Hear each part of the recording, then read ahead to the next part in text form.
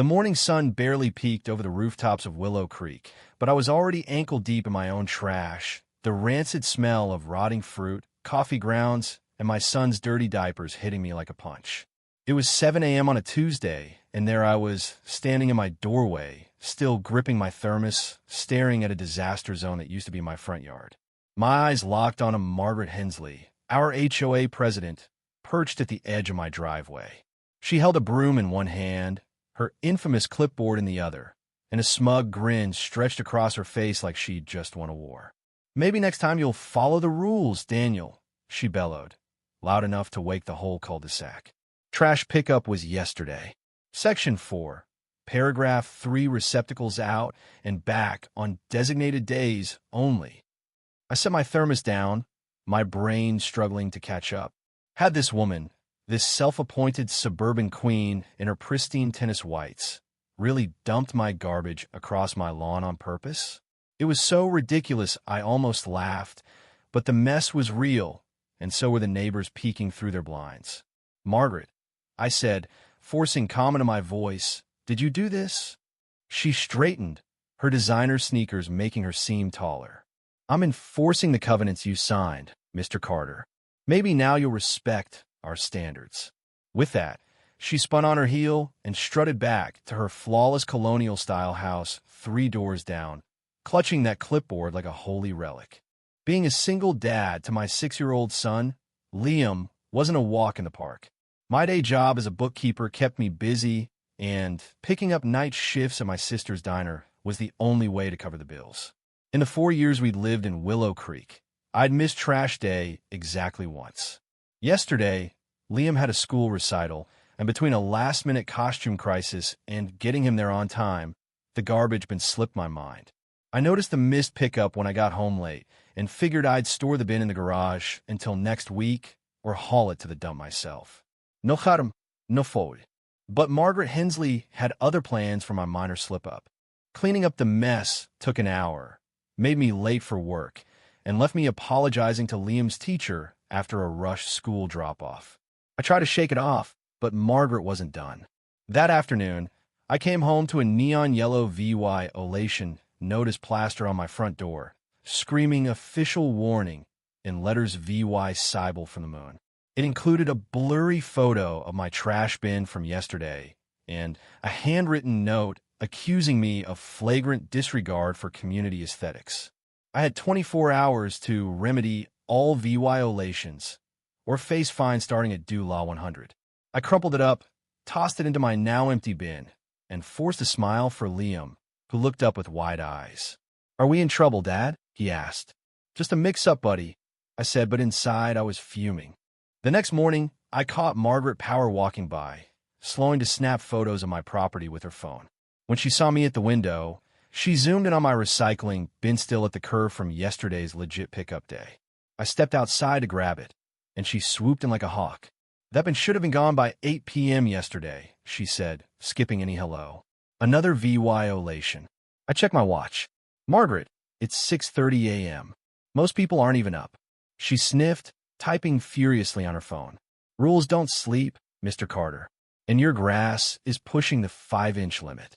Section 7, paragraph, "I'm mowing this weekend." I cut in, wheeling the bin to the garage.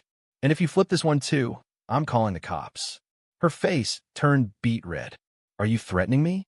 As HOA president, I have full authority to enforce?" "Sure." "Vandalize?" "No." I shot back, slamming the garage door. That sparked what Liam later dubbed the Great Trash War of Willow Creek.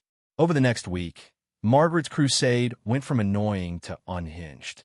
Daily violation notices arrived, each more aggressive than the last. She called an emergency HOA meeting to rant about declining standards on my street, but only 3 neighbors showed up, mostly gawk. She flooded the neighborhood Facebook group with posts about how one negligent homeowner could tank property values. I tried reasoning with her in email, apologizing for the missed trash day, explaining the recital chaos, promising it wouldn't happen again. I even talked to her husband, Tom, a quiet guy who seemed mortified by her antics. He just mumbled, "Easier to stay out of it." Things got dire when Margaret claimed emergency powers under some shady HOA bylaw, threatening a three-strike system that could lead to liens on my house. I called other board members, who were clueless no such rule had been voted on. They admitted Margaret was acting like a rogue dictator. Then came the morning that changed everything. My neighbor, Ray Thompson, a retired cop who kept himself, knocked on my door at 6:15 a.m., looking grim. "You need to see this, Dan," he said, handing me his phone.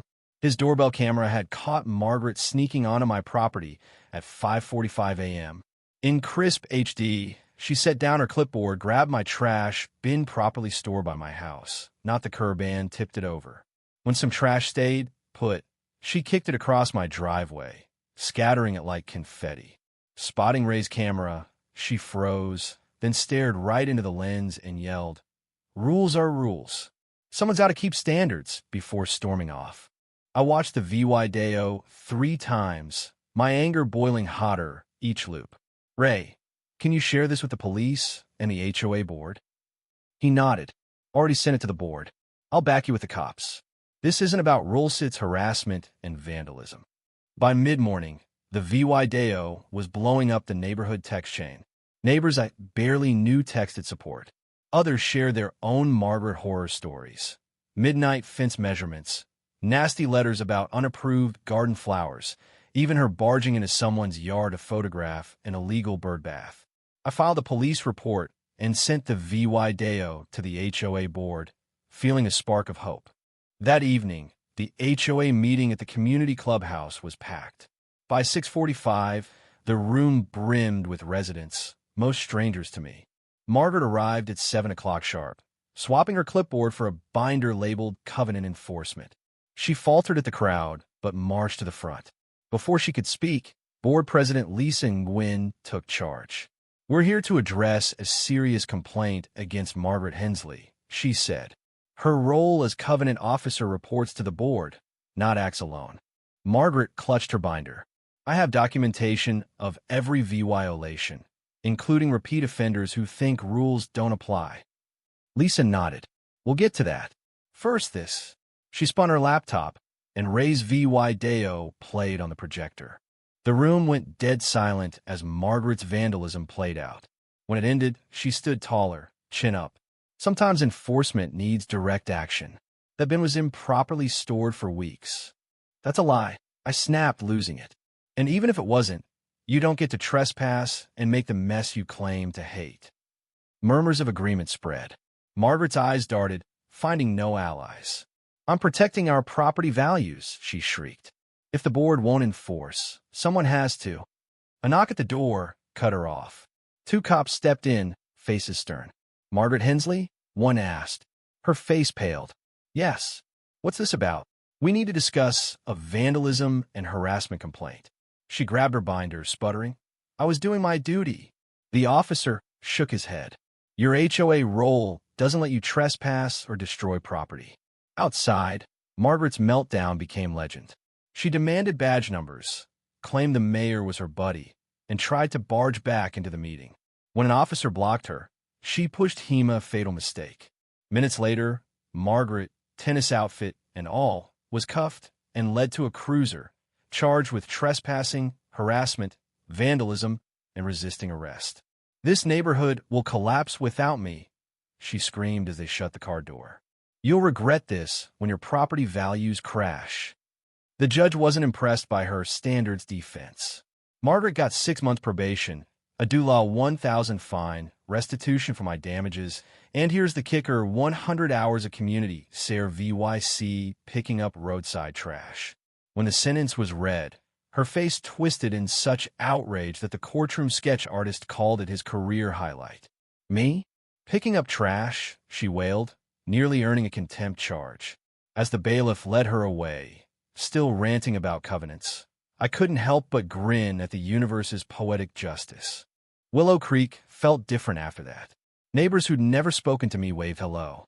The HOA board rewrote its rules to prevent another Margaret. And me? I never missed trash day again, not because of fear, but because I'd learned how fast a small mistake could spiral in this neighborhood. So what do you think? Was Margaret a tyrant who got what she deserved? Or was she just a stickler pushed too far by a sloppy neighbor? Should HOAs have this much power over our homes? Or are they a necessary EVYL to keep things CIVYL? And let's get real, would you have stayed calm like I tried to? Or gone full scorched earth on Margaret from day one? Drop your thoughts below, hit that like button if you felt the drama, and subscribe for more wild neighborhood tales.